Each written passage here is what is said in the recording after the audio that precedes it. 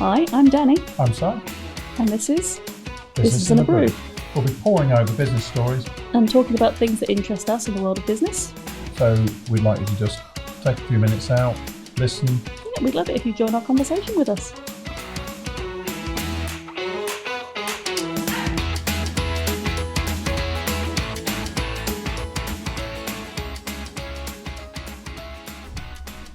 So, Yes. hi. Hi. What's going on with Disney?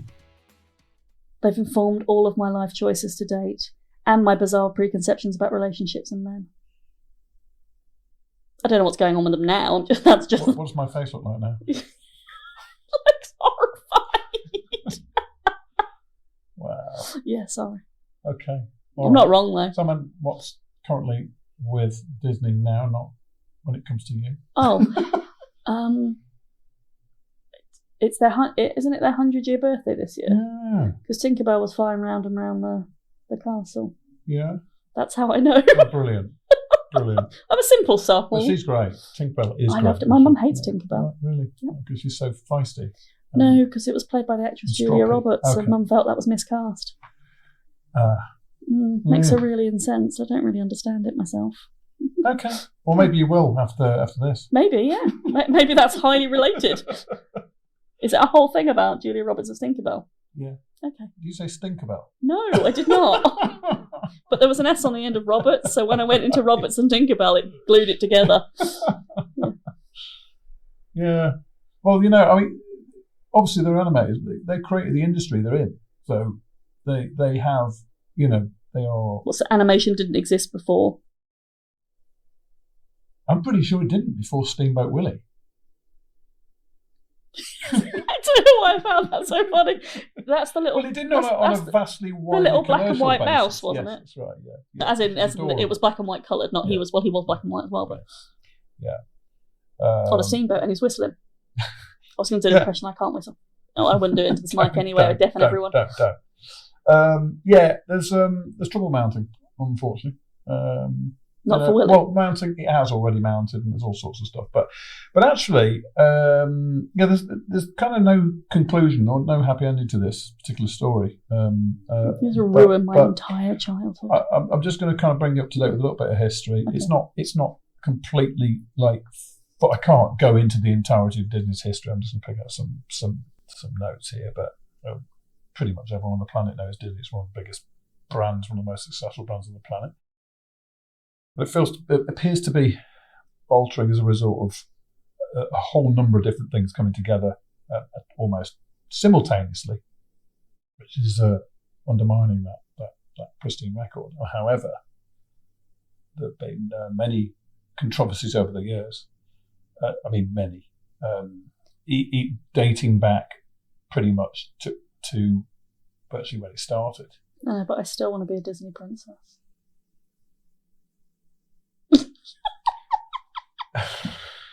Anyway, right. So, racial stereotyping was something that came out fairly early on, which is now unfortunately, I'm not going to go into specific examples. I've not enough time. But now they've lately been trying to fix that, but then they've been criticised over again trying to fix it. So the sexism, Disney's princesses. Oh, the ones being too subservient. Docile behaviour. Yeah, it's been turned on its head as well because characters are. And then they get criticised for being too. Yeah. Plagiarism. Yeah. Lion King is alleged to have been taken from a Japanese film, a manga cartoon actually, The White Lion. Alleged. Half of the films in the world are based on Shakespearean stories. Yeah, and is that plagiarism? And also the Canterbury Tales as well. I can do the entire introduction to those in the original Middle English. Maybe if we've got time, we'll do that. Thanks. Bribery has been alleged, although not proven, which is to repeatedly win awards. Oh, I thought you meant to be the one who gets to wear the Mickey hands. But I kind of, it's a more obscure kind of award. It's not an Oscar. No. But there's also been an accusation of stereotyping of villain characters as being effeminate. like Jafar from Aladdin and Gaston in Beauty and the Beast. Yeah. I don't necessarily agree with No, that. no. Furthermore, there's been Haitian and Chinese sweatshop controversies. Yes. Production of goods, and a whole bunch more. I mean, literally, there's a chart, almost like an alleged charge sheet. Like a menu. Yeah, the knives seem to always have been out for Disney. But what's happening lately is a combination of competition in the film world and some badly performing releases, which is kind of putting them into also when you kind of bring in together with that the parks and recreations, and I'll give them a full title shortly, but also other companies that they own, but also the streaming service. Mm-hmm. There's been because it's a multi. It's not just absolutely a mouse. It's much anymore. Bigger. Yeah. So there's an amount of Disney needing to remain relevant, but they're being accused of woke behaviour, which is just, they're trying to evolve. They're trying to move in a constantly changing environment. So damned if you do and damned if you don't. Yeah, it seems like that. But there's nothing wrong with surely remaining relevant. Adapt or survive is the only way to get by. 100 years old, the world's changed so much. Anyway, I'm not. Yes, a whistling mouse ain't going to do it for people anymore. Yeah. So is this merely about Disney bashing because it's been so successful? Possibly. Yeah. Well, if we just look at Disney Plus, which actually launched and was out before the pandemic, but it really took hold as the pandemic took hold. Captive audience. Yeah, which basically became exactly that. Thirsty for entertainment. They were after anything. They were consuming anything and everything. And of course, the chance to go and watch all those amazing classics. Yes. It took a massive leap in subscribers. But last year it was reported there were 2.1 million fewer subscribers, and later in the year, £1 billion I've converted it, losses. But it would be interesting to compare that to all the other streaming platforms, of which there are so many in such a saturated marketplace. Yeah. I don't think they're alone. I'm not saying Disney aren't under attack here, but I'm not saying they're alone in that particular sphere. No. So Disney Plus, and the rest of the elements within it were being impacted. It was reported that Hotstar, Disney Plus Hotstar was to blame for reduced subscribers, which is in another territory. It's over in the Far East. Mm-hmm. But also they bought up ESPN bought up the rights to stream. ESPN is one of the brands under Disney. Right. Took the right to stream Indian Premier League cricket, but it actually subsequently lost that along with a whole pile of subscribers. Because who would have subscribed for the cricket? Yeah. So these have been cited as things that have kind of taken hold on the subscriber losses. Overall, a kind of a gross number. It's incredibly difficult to kind of see where the fault lies. There's so many moving parts within the Disney organisation.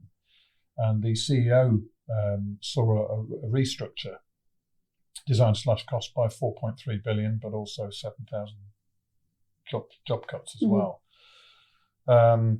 So the performance that's been cited, Netflix acquired nearly 8 million subscribers in the same period, but they have a low price tier, and Disney Plus has also included a lower price tier as well. Did not know. Disney Basic. Yeah. I did not know there was such a thing as Disney Basic. Yeah. Includes ads. So does everything these days. Yeah. So, the irony, how far have we gone back in time now? Everything includes ads. Right, exactly. So the business kind of breakdown is entertainment, films, ESPN, sports news, parks, experiences and products. That's one. So that's one division. As in like Disney World. Exactly. Yeah. But also further subsidiaries and added assets.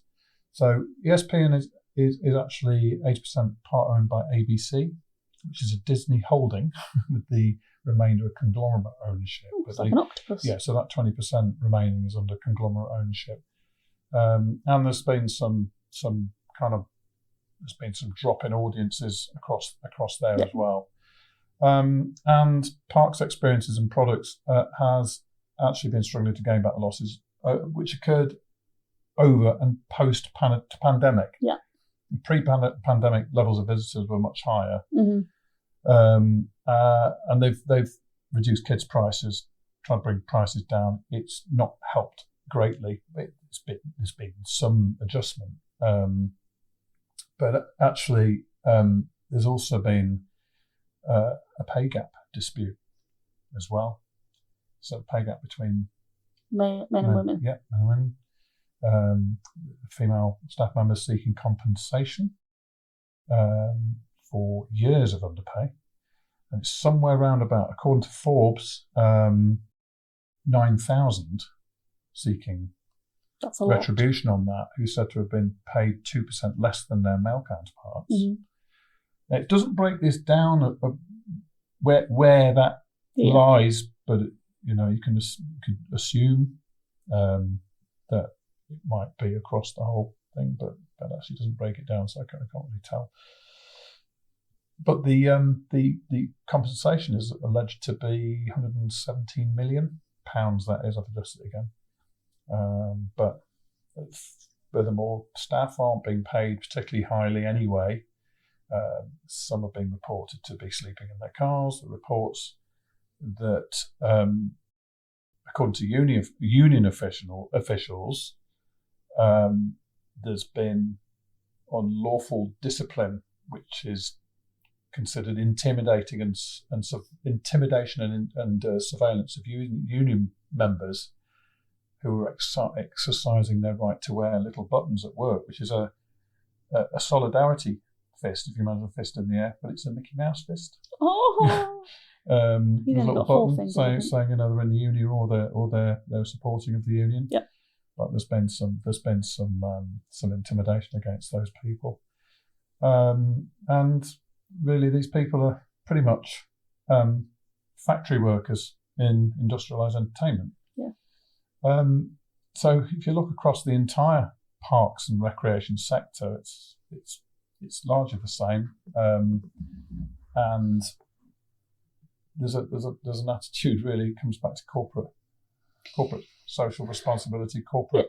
You do read the stories about how they're worked in the parks, and it's not a nice place to work, but there is a luster, a magic to Disney. Yeah, that's what I said. Yeah, no, I thought you were saying lust. No, there's not a lust for Disney. No, there's maybe there is, but there's a shine to Disney and the brand that is so strong that I don't know how much this affects it at the very basic level of childhood love and the excitement for it. There's little things that have more of an impact on me. Like I know that in Disney, the characters aren't allowed to stop a hug before the person who's asked for the hug. So if a child hugs them, they're not allowed to pull away first. They have to wait for the child to do it, because you never know when someone might need a cuddle. Oh. And I think that's and that to me is some of the magic. And all this stuff that goes on behind a lot of this is the fault of big business, not the fault, again, of the genesis of an idea of bringing joy. I completely agree. Now I feel quite emotional. I want a hug from a Disney character. Not Goofy. Goofy used to freak me out. Yeah. Really big hands. Yeah. But you would assume, and actually it's been pointed out in many cases, that the people who actually join Disney and actually become one of the colleagues there actually does it because they enjoy working for the brand. They want to work with members of the public. Yeah. And actually, there's an awful lot of people who've got great careers out of that. Yeah. But there's a lot of people that are locked into it as well. Yes. So it just appears that it's sometimes losing contact with the numbers. These are all people. Yes. They're not cartoon characters. They're all people. And in a very challenging landscape itself. Yeah. Because when you've got loads of available cash and everything's going wonderful, yes, you can, do the nice team things, and you can make that extra effort. As big as that is, yeah. And you're struggling financially. But I look at the figures for some of the salaries as well, and the CEO last year was able to earn 27 million in salary and bonuses. I hope he worked hard for that. Yeah. But if you compare that to the average worker's salary, and I just look at some rough figures, bearing in mind his was in dollars, so I'm mixing sterling and dollars here, but anyway, it was $17 an hour for a full-time week, 37 hours. So I just assume 52 hours worked a year. Sorry, 52 weeks worked a year, because in America we don't really have holidays. We do have a couple of weeks. Yeah. Yes, exactly. Yeah. I just kind of thought, right, around the 30.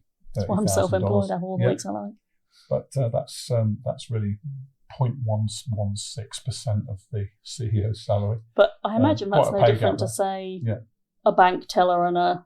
Yeah. What's the top of the banking tree called? It's just chief executive. I mean, it's the same thing. Yeah, quite. No, I get that. But it's just that yawning gap. Yes, and to be fair, it may be struggling financially in some respects, but that's not a small... not a small wage. It's not inconsiderate when you think about top of the castle. Yeah, Tinkerbell. Yeah, he's the one flying around the parapet. Yeah.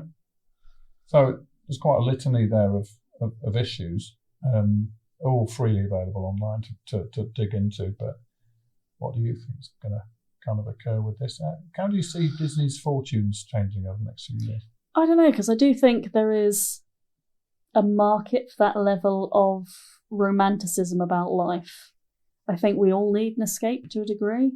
Realism is very, very depressing, or it can be. Life can be depressing. So it's lovely to have something that is so pure and simple. I will admit, having grown up with old school Disney, which yes, some people might say was maybe a bit racist or sexist or whatever else, sometimes I do think they go a little bit too far these days to course correct. But I still love Disney as much as I did when I was a child. Yeah. And I think it has a magic to it. I think it is operating an incredibly challenging landscape. The streaming service competition, the money that the average person has to stretch so much further, not even for luxuries like a trip to Disneyland, but for bread and milk and all the rest of it. So I get why they are struggling. I think they will always have a role in people's lives. I think the magic and joy they bring will always have a role. But I think they're going to have to seriously consider how they play that role and how they step into it going forward. Because I think they've stretched themselves quite thin across a number of industries that are in danger of being very, very challenging for them. Yeah. So what do you think about concentrating or consolidating their business? Because they go entertainment, ESPN, and parks and I'm not sure how ESPN worked into their strategy. I'm not entirely sure either. But or ABC for that matter. And just concentrating on all things Disney would be. Yeah, kind of the idea. If you go back to the joy, you go back to the magic, you go back to that real core purpose that we're hoping to God Walt Disney had when he came up with the idea. If you go back to that, yes, I think if you concentrate on that, you are left with Parks and Rec, and you are left with, not the programme, the parks, and you're left with the entertainment arm of it. And I think that if they focus on what they were built for in the first place, I think they will have a much better chance of surviving in the future. Let's give that magic to people who have miserable lives. Let's make people happy and spread the joy and make children think about lovely things again. Yeah. And make people believe that the woodland creatures will indeed come and clean their house when no one else is there. But also you're forgetting about other things that they've bought. Star Wars, for example. The time Star come on. Yeah, but they had to buy it, didn't they? Yeah, they didn't create it. No. Don't credit them with that. No, but they are creating. They're creating now. They are creating more. Yeah, they do loads of stuff. I think their catalogue is amazing. It is. I think they bring joy in lots of different ways. Just because I was raised on a diet of princesses and princes doesn't mean... But you're also a Star Wars fan. I am also a Star Wars fan and a Star Trek fan and a bit of a geek, and I love Marvel. I don't like DC.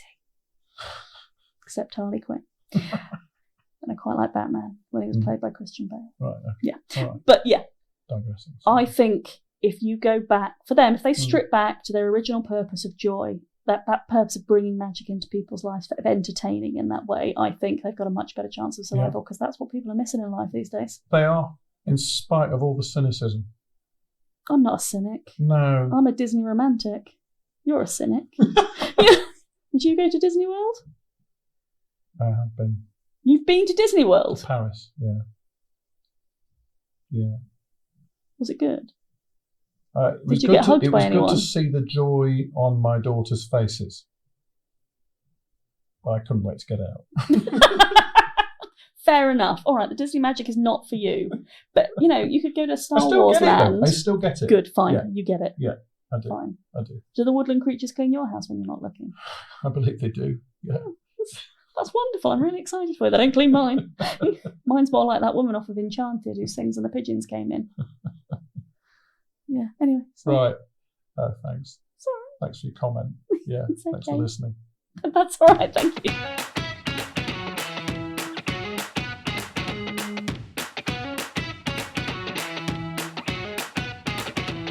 Thanks so much for listening and being a part of today's episode. If you like what you've heard, or if you feel there's something missing, or you want to ask any questions, please get in contact. And if you love listening to us as much as we love talking to you, subscribe, download, leave us a review. All the love helps. Thank you.